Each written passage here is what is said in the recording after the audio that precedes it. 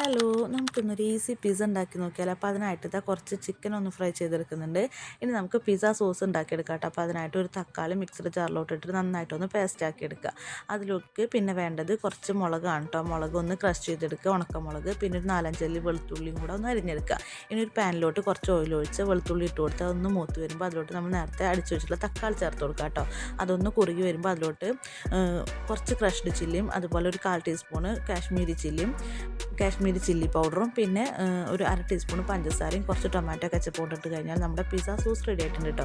ഇനി നമുക്ക് അതിലോട്ട് വേണ്ട പിസ്സ ഡോ ഉണ്ടാക്കിയെടുക്കുക. അതിനായിട്ട് ഒരു മിക്സഡ് ജാറിലോട്ട് 1 കപ്പ് മൈദ, ഒരു മുട്ട, ഒരു 1/4 ടീസ്പൂൺ കുരുമുളക് പൊടി, ആവശ്യത്തിന് ഉപ്പും, പിന്നെ അതൊന്ന് ലൂസാക്കി എടുക്കാനായിട്ട് ആവശ്യത്തിന് പാലും കൂടെ ഒഴിച്ചിട്ട് നന്നായിട്ട് അടിച്ചെടുക്കുക. ഇനി അതൊരു പാനിൽ കുറച്ച് നെയ്യ് തടവിയതിനു ശേഷം അതിലോട്ട് ആ മാവ് ഒഴിച്ചു കൊടുക്കുക. അതൊരു ഹാഫ് കുക്കായി വരുമ്പോൾ അതിൻ്റെ മുകളിലോട്ട് നമ്മുടെ ചിക്കൻ ഫ്രൈ ചെയ്തും വെജിറ്റബിൾസും പിന്നെ മൊസറല്ല ചീസും കൂടെ അത്യാവശ്യം ഇട്ട് കൊടുത്തു കഴിഞ്ഞാൽ ഒരു ലോ ഫ്ലെയിമിൽ 20 മിനിറ്റ് കഴിച്ച് കഴിഞ്ഞാൽ നമ്മുടെ സൂപ്പർ പിസ്സ ഇവിടെ റെഡി ആയിട്ടുണ്ട് കേട്ടോ.